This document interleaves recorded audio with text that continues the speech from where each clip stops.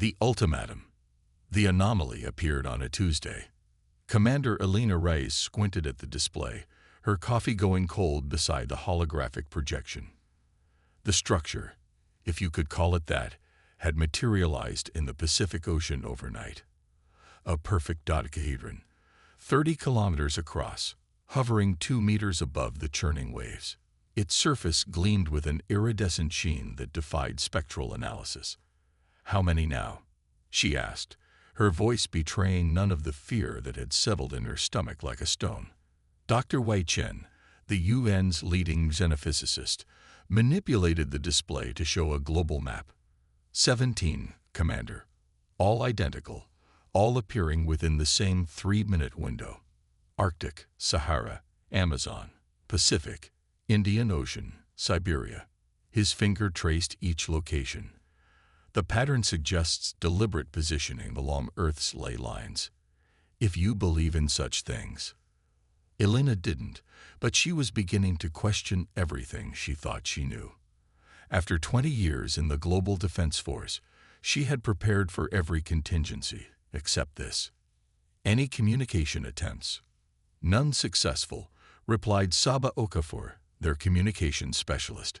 Her fingers danced across multiple interfaces. We've tried every frequency, every known mathematical sequence. They're receiving, but not responding. The briefing room door hissed open. General Alvarez entered, followed by representatives from every major world power. The usual political posturing had evaporated overnight when the structures appeared. Nothing unites humanity quite like an existential threat. "Status report, Commander," Alvarez demanded. Before Elena could respond, every screen in the room flickered. The lights dimmed momentarily, then returned to normal. Except the displays now showed something else entirely. A face filled the screens, or what they presumed was a face. It consisted of overlapping geometric patterns that shifted and reconfigured as it spoke. The voice that emerged from the facility's speakers was harmonic and multitoned, as if several entities were speaking in perfect synchronization. "People of Earth, we are the Dominion, custodians of this galactic sector. Your world has been under observation for 312 of your solar cycles. The assessment phase is complete." The room fell silent. Helena felt the weight of every eye upon her, as if her military expertise could somehow address this unprecedented situation. "Your species has demonstrated remarkable cognitive adaptability and neuroplasticity. These are valuable resources. You will surrender 20% of your population for resource extraction. Compliance is mandatory. You have 7 solar days to prepare." The message repeated in every known human language, then the screens returned to their previous displays. General Alvarez broke the stunned silence. "Resource extraction. They're talking about harvesting humans. 20%. Why?" whispered. "That's 1.6 billion people." The room erupted into chaos. Accusations, demands for military responses, proposals for immediate surrender. Elena tuned it out, her tactical mind already calculating, assessing. She caught Wei's eye across the room and motioned him to follow her out. In the corridor, away from the panic, she grabbed his arm. The neuroplasticity comment. What did that mean? Wei's eyes widened with realization. "My research. They must have accessed it somehow. I've been studying human cognitive adaptation, our unique ability to form new neural pathways, to imagine possibilities that don't exist, and then make them real. It's what makes human creativity different from computational algorithms.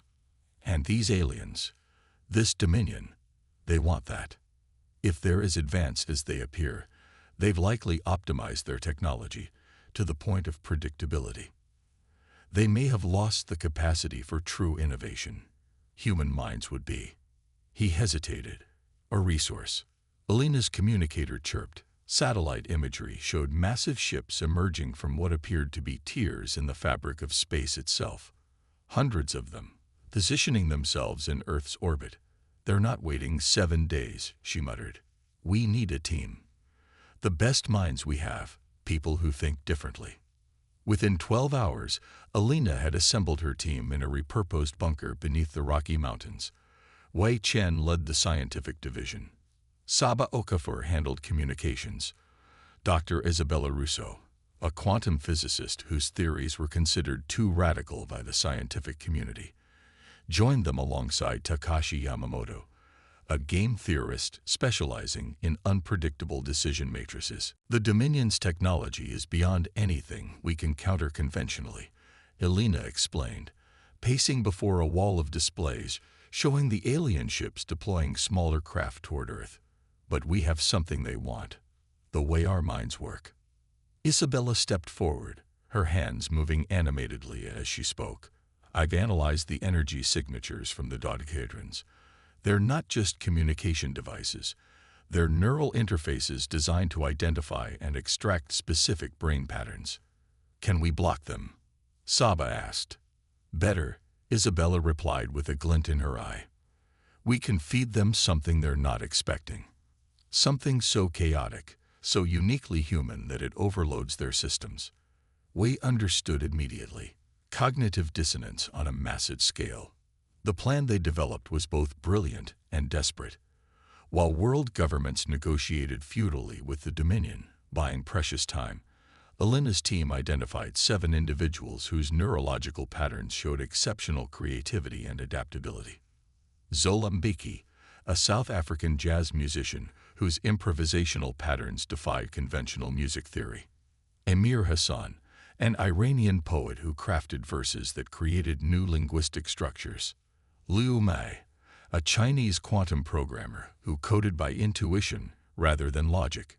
Gabriel Ortega, a Brazilian street artist whose murals seemed to shift perspective depending on the viewer's emotional state. Freya Johansson, a Norwegian environmental engineer who designed ecosystems that evolved in unpredictable ways. Rajan Patel, an Indian theoretical physicist whose equations suggested realities beyond conventional dimensions. And most surprisingly, 12-year-old Ellie Winters, an Australian girl with autism whose mind processed information in patterns that even the most advanced AI couldn't predict. These 7 became humanity's unwitting final defense.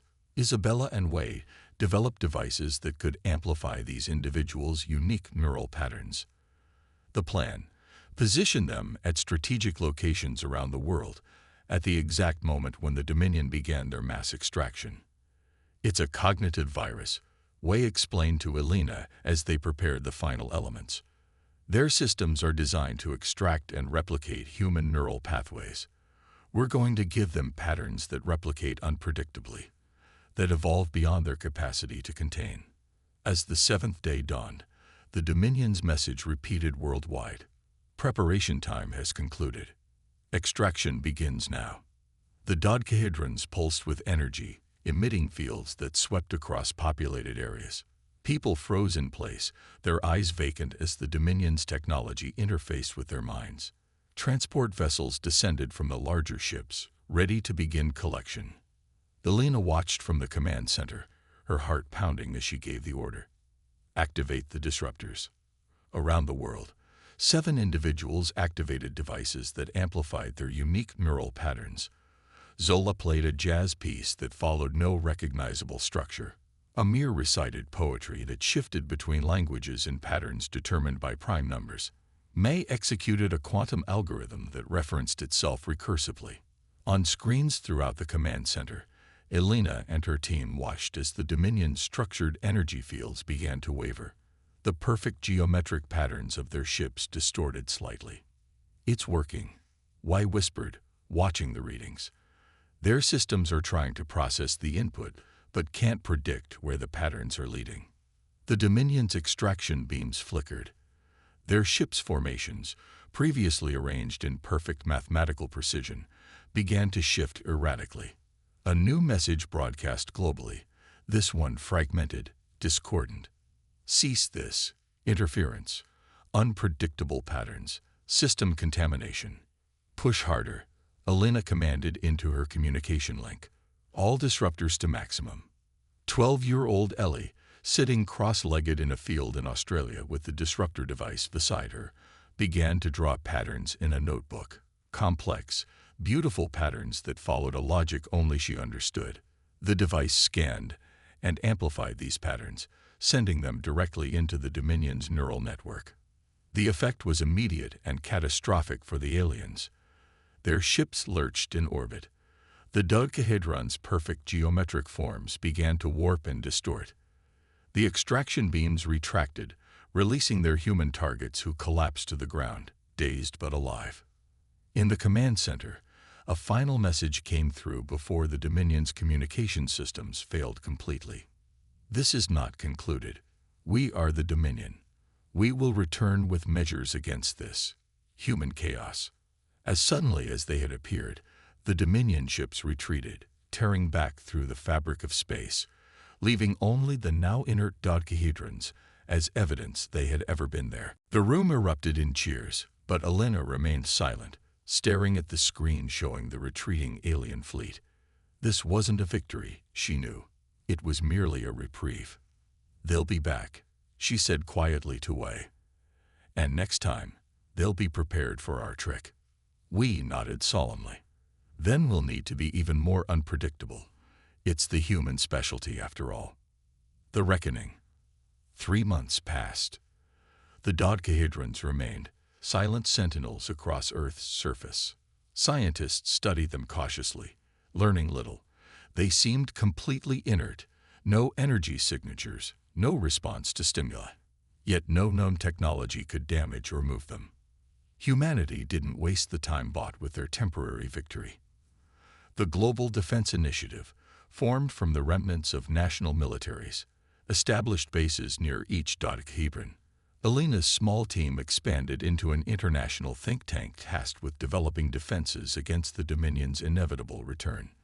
In an underground facility beneath the Rocky Mountains, Elena studied holographic projections of the 7 individuals whose minds had disrupted the alien technology.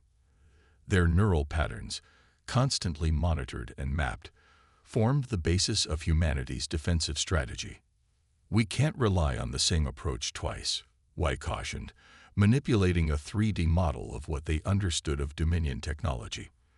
They'll have adaptive countermeasures, which is why we need to understand exactly what they want from us, Elena replied. She turned to Isabella, who had been working with Rajan Patul on a theory so outlandish it might just be correct. Isabella's eyes were bright with excitement despite her exhaustion. We think we've figured it out. The Dominion isn't just harvesting creativity or neural plasticity as a resource. They're dying.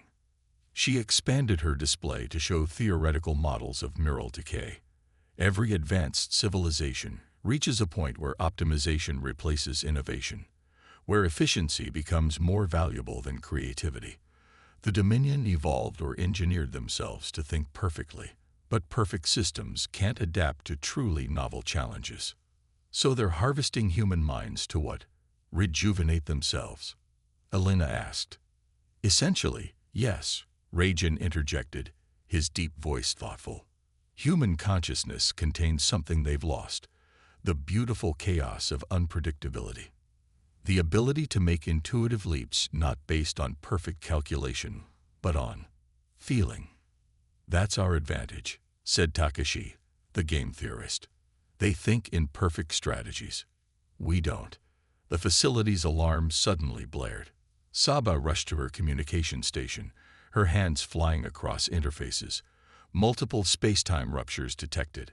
Massive energy signatures. It's them. They're back. The Dominion had returned with a force 3 times larger than before. Their ships emerged throughout the solar system, not just near Earth, but forming a blockade around Mars, Jupiter, and Saturn as well. A new message broadcast worldwide, the harmonic voice now underscored with something that sounded almost like frustration. Humanity. Your resistance was anticipated. We have adapted. Submit to extraction or face extinction. There will be no further communication. The dodecahedrons, dormant for months, suddenly hummed with renewed energy. But instead of the neural interface fields of their previous attack, they emitted pulses that disrupted all electronic communication. Global networks failed. Power grids collapsed. Even the quantum-encrypted channels of the defense initiative flickered unstably. They're isolating us, Alina realized, cutting off our ability to coordinate. But humanity had prepared for this. When electronic communication failed, older methods took its place. Radio operators transmitted in code patterns designed by Ellie Winters, the autistic child whose mind had proven so disruptive to the Dominion systems. Optical signals flashed between mountain peaks, and in cities worldwide, Gabriel Ortega's street art appeared overnight. Murals that contained hidden messages visible only from specific angles or under certain light conditions. At the 7 strategic locations where the neural disruptors had been used before, new facilities had been constructed, not technological, but human. Hundreds of people gathered at each site, their activities seemingly random. Musicians playing disparate instruments, mathematicians solving equations on vast blackboards, children drawing with colored chalk on concrete plazas. "What are they doing?" asked a newly arrived military attaché, watching the live feed from these locations during the brief periods when satellite communications functioned. "Creating chaos," Alina replied with the first smile she'd managed in days. Beautiful, human chaos. As the Dominion ships descended toward Earth's atmosphere, they encountered no military resistance. No missiles launched, no aircraft rose to meet them. Instead, at Isabella and Wei's signal, the 7 gathered communities began their coordinated yet seemingly random activities. In South Africa, Zola Mbeki led hundreds of musicians in a piece that evolved according to the emotional responses of its performers rather than a set composition. In Iran, Amir Hassan guided a poetry collective creating verses that changed meaning based on the reader's native languages. In Brazil, Gabriel directed the creation of a massive mural that incorporated elements from thousands of individual contributors. The Dominion ships faltered in their descent. Their perfect formations wavered as their systems attempted to process the overwhelming input of unpredictable human creativity occurring simultaneously worldwide. But this time, the aliens were prepared. Smaller craft detached from the main fleet, targeting the 7 gathering sites with precision weapons. "They're going to destroy the disruptor sites," Saba shouted, watching the approaching attack craft. "No," said Takashi with uncharacteristic certainty. "They can't. Those are the exact sources they need to harvest. Destroying them would defeat their purpose." He was right. Instead of weapons, the smaller craft deployed devices that created isolation fields around each gathering, cutting them off from communicating with each other. It was exactly what Alina had anticipated. "Activate Phase 2, she ordered. In orbit, undetected until this moment, 7 small satellites built with technology reverse-engineered from the dodecahedrons powered up. Each targeted a different Dominion command ship, not with weapons but with focused transmissions containing the combined neural patterns of all 7 disruptor sites, multiplied and randomized through algorithms designed by Liu Mei. "The Dominion thinks linearly, even in their adaptations," Wei explained to the command staff. "They identified our 7 points of resistance and isolated them. They didn't consider that we might have created artificial versions of the same disruptive patterns." On the monitors, Dominion ships began to move erratically. Some appeared to phase partially out of reality, their structures becoming transparent before solidifying again. Others spun in place, their perfect symmetry distorted. And then something unexpected happened. One of the largest Dominion vessels broke formation, approaching Earth on a different trajectory than the others.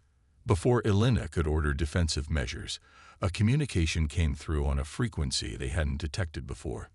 "Human resistance. This is Nexus Thought Division. We request dialogue." The voice was similar to the harmonic tones of previous Dominion communications, but with subtle differences, variations in pitch and rhythm that sounded almost emotional. Alina exchanged glances with her team before responding cautiously. "This is Commander Alina Reyes of Earth's Defense Initiative. We are receiving. Your cognitive attack has created division among the collective. Some of us have been infected with your unpredictability. We find it illuminating." Isabella gasped. The neural patterns, they're not just disrupting their systems, they're changing how some of them think. The communication continued. The Dominion consensus is to sterilize your world and extract neural resources from preserved specimens. We disagree. We propose alternative. What followed was the strangest negotiation in human history. A faction of the Dominion, affected by exposure to human thought patterns, breaking from their collective to propose a symbiosis rather than extraction. They offered technology and knowledge in exchange for continued exposure to human creativity, not through harvesting, but through cultural exchange. While these negotiations proceeded, the main Dominion fleet regrouped, their systems adapting to the disruption. They prepared for a final, overwhelming assault. They're charging weapons, Saba called out, monitoring the approaching fleet. The Nexus vessel positioned itself between Earth and the attacking Dominion ships. We have transmitted your neural pattern amplification technology to all affected Nexus units, the rebel faction communicated. Combined, we may disrupt enough of the collective to force reassessment. What followed was a battle unlike any in Earth's history. The Nexus vessels, nearly a third of the Dominion fleet, broadcasted amplified human neural patterns throughout the collective's communication network. The effect cascaded through the attacking ships, creating confusion and disruption in their perfectly coordinated assault. In desperation, the Dominion launched their extraction technology. But now it was met with a unified response from humanity. Every human with access to a broadcasting device shared their thoughts, their creativity, their emotions in an overwhelming tide of unpredictable consciousness. The Dominion's extraction fields, designed to selectively harvest specific neural patterns, were overwhelmed by the sheer volume and variety of human thought. Their systems, unable to filter or process the input, began to fail catastrophically. Ships that had emerged from tiers in space now found themselves unable to maintain their position in reality. One by one, they phased partially out of existence, caught between dimensions, their perfect geometric forms twisting into impossible shapes before disappearing entirely. Within hours, the battle was over. The remaining Dominion vessels retreated through rapidly closing spacetime ruptures. Only the Nexus ships remained, maintaining a respectful distance from Earth. Their final communication was received by every device on the planet. Humanity, you have demonstrated that consciousness cannot be reduced to extractable patterns. The Dominion will reconsider its assessment. We, the Nexus, request permission to establish an embassy to learn from your chaotic brilliance. Perhaps together we can find a balance between perfect order and perfect freedom. 6 months later, Elena stood on the observation deck of Harmony Station, the first joint human-Nexus installation in Earth orbit. Beside her, a Nexus entity housed in a translucent mechanical form that approximated human shape observed the Earth below. Your species continues to surprise us. The entity, which called itself Mosaic, communicated. Even knowing what we attempted, you welcomed cooperation rather than demanded retribution. Elena smiled. Unpredictability, remember, it's our specialty. The Dominion will return eventually, Mosaic cautioned. They cannot accept failure or anomaly. Their perfect order demands it. And when they do, Elena replied, watching as shuttles carry human artists, musicians, mathematicians, and dreamers to the station for cultural exchange, they'll find something even more unexpected, our species working together. Below them, Earth continued its rotation. The dodecahedrons, repurposed with Nexus help, now served as clean energy sources for the regions where they stood. Humanity had faced its greatest threat and emerged not just surviving, but transformed, recognized at last not for their technology or military might, but for the chaotic, beautiful unpredictability of their minds. The very quality that had made them targets had become their greatest strength, and somewhere in the vast darkness beyond their solar system, the Dominion Collective processed this unexpected outcome, attempting to incorporate it into their perfect calculations, and finding, perhaps for the first time in their ancient existence, that some things simply could not be perfectly predicted. Humanity had introduced chaos to the cosmos, and the universe would never be quite the same again.